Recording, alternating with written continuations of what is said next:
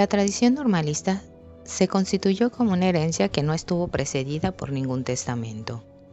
Lo heredado fue discutido y se expresó como un campo de lucha que recorrieron la formación del sistema educativo, las tensiones que se produjeron por los sentidos de la tarea de enseñar y las concepciones sobre los sujetos y sobre la educación. La corriente normalizadora predominante en la docencia estaba basada en el método, la organización escolar, la evaluación y la disciplina. Eran las nociones que organizaban su práctica. Consideraban legítimamente pedagógico que ésta fuera necesariamente bancario. Eran profundamente sarmientinos, se sentían representantes de la civilización y combatientes contra la barbarie. Pretendían que se clasificara todo en registros de asistencia y de conducta, en bitácoras, boletines de calificaciones y cuadernos de tópicos. Entre estos se encontraba Víctor Mercante, quien siguió un modelo de Europa y Estados Unidos. Introdujo los laboratorios en paidología en la Universidad Nacional de La Plata y las escuelas normales. Sus investigaciones establecían correlaciones entre las medidas físicas, intelectuales, morales y culturales. Por otra parte, Rodolfo Zenet tenía una posición biologista, investigador riguroso y prolífico del psiquismo del niño y del adolescente. En 1905, presentó un trabajo sobre las condiciones psicológicas de la indisciplina escolar. La educación, a su entender, debía preparar a los seres humanos para la lucha por la supervivencia, y elaboró un diagrama disciplinario basado en oposición delincuencia adaptado. Esta corriente fue influenciada por el higienismo. Fue una corriente médica y sociológica de fines del siglo XIX, quien se instauró por la llegada de los inmigrantes al país. Esta fue diseñada por un grupo de médicos positivistas vinculados a la oligarquía. Corriente democrática racionalizada. Construyeron una expresión antipositivismo. Fueron propulsores de una escuela nueva, pero no dejaron de adscribir a los principios rectores del sistema educativo moderno, en especial a la escuela pública estatal y al alcance de toda la población. Esta corriente de educadores limitó por un lado con la pedagogía libertaria y por el otro con los positivistas. Consideraron la educación moral como el medio más idóneo para producir una revolución pacífica. El sistema de educación escolarizado como un instrumento adecuado para realizarla. Su lucha tenía como objetivos acabar con la corrupción y la burocratización. Imaginaron una organización del sistema escolar que permitiera la participación social. Consideraron que la escuela pública debía integrar a los inmigrantes al país, pero respetándolos. Estuvieron en contra de la imposición ideológica y cultural indiscriminada. Interpretaban la ley 1420 recalcando los aspectos más democráticos. Promover sociedades populares de educación, bibliotecas populares y la intervención de la comunidad a través de los consejos escolares. Fueron docentes, inspectores y funcionarios del sistema de educación pública. Fueron influenciados por el krausismo, en particular por Froebel y el Instituto de Libre Enseñanza de España. Impulsaron nuevas experiencias pedagógicas europeas que impulsaban la autogestión y comenzaban a centrarse en los niños antes que en el docente y su saber. Fueron espiritualistas sin que ello excluyera su creencia católica. Muchos escribieron centenares de cartas a los periódicos y a la crítica revista La Educación, que dirigían los inspectores Carlos Vergara, José Zubiaur y Sarfield Escobar. En esta corriente estuvieron manifestadas las corrientes anarquistas y socialistas. Los educadores dentro de la corriente anarquista fueron antiestatistas. Promovieron la creación de escuelas vinculadas con las organizaciones mutuales, los sindicatos obreros nacientes y los grupos anarquistas. Por otro lado, los socialistas compartían características con los normalizadores y los democráticos racionalizados. Rechazaban a los criollos y admiraban al proletariado europeo. Rechazaban el orden conservador y defendían la principal del Estado. Promovieron sociedades de educación y bibliotecas populares. combatieron al autoritarismo de los burócratas que dirigían la acción normalizadora.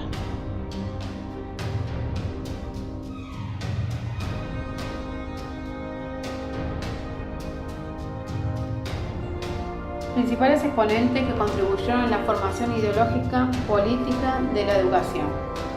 Carlos Vergara.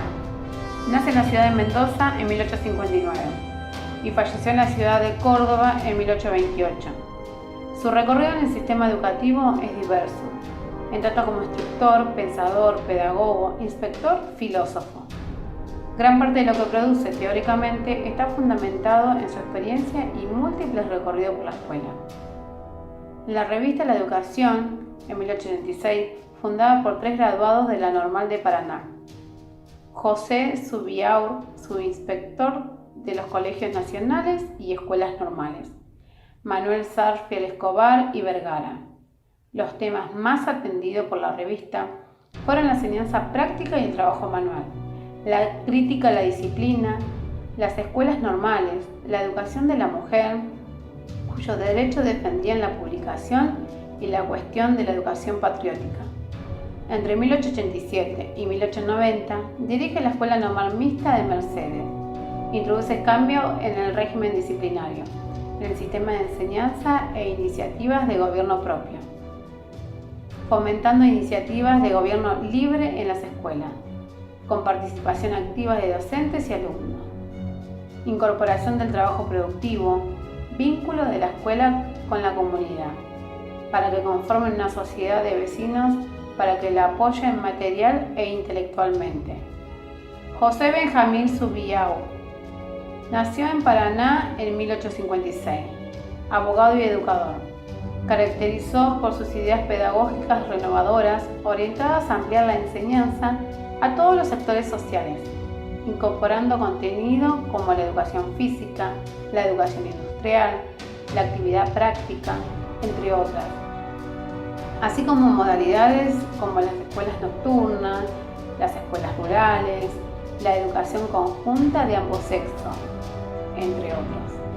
Pablo Antonio Pisurno, distinguido pedagogo, autor de libros y folletos sobre ciencias naturales, de libros de texto de lecturas, de consejo a los maestros, la enseñanza primaria y la educación en la capital.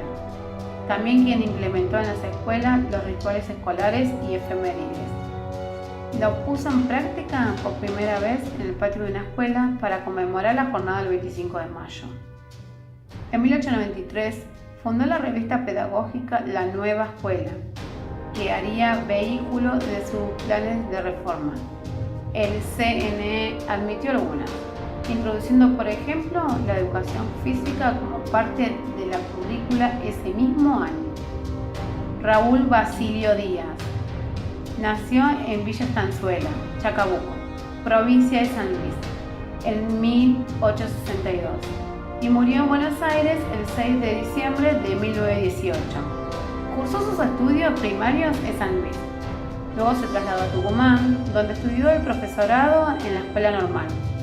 Inició su actividad como redactor de Tucumán Literario, como vocal y secretario de la Sociedad Sarmiento, y como profesor en la Escuela Normal de Adultos.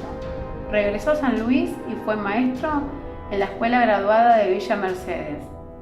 En 1886 volvió a Tucumán y en la Escuela Normal de esa ciudad se desempeñó en la cátedra de Geometría y Agrimensura hasta 1899.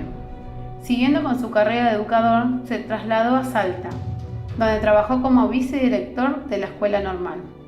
Al año siguiente, fue designado como Inspector General de Escuelas de Territorios y Colonias Nacionales, cargo que ejerció durante 26 años. En 1906, viajó a Estados Unidos para estudiar el funcionamiento de escuelas rurales y educación de los indígenas.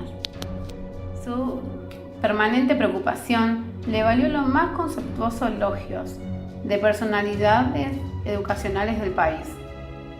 Leopoldo Lugones fue el máximo exponente del modernismo argentino y una de las figuras más influyentes de la literatura hispanoamericana. Desde joven tuvo inquietudes intelectuales y políticas, lo que hizo que, hacia mediados de la década de 1890, organizara uno de los primeros clubes donde se discutieron muchas de las ideas socialistas del momento. En Buenos Aires, ya casado, fundó con José Ingeniero el diario Las Montañas y desde allí criticaron la ideología de la política de Juan B. Justo. Se convirtió en uno de los primeros en inaugurar el modernismo literario. En Buenos Aires, para él, la lengua era una de las cuestiones más importantes de la nacionalidad. José Alfredo Ferreira, 1863-1938. Fue miembro de la Academia Argentina de Letras. Fundó escuelas populares en ciudades como Mercedes, Curuzú, Cuatía, Santa Lucía, Sauce y la Escuela Popular de Esquina. En su gestión como director general de escuela, recorrió toda la provincia dictando conferencias pedagógicas para mostrar lo que se hacía y lo que se podía hacer. En 1893 funda con Pablo Pisurno, cuyo nombre lleva hoy la sede del Ministerio de Educación de la Nación, la revista pedagógica La Nueva Escuela. Se lo ubica junto a Sarmiento y Pisurno entre los tres máximos educacionistas de la Argentina y el primero de Corrientes.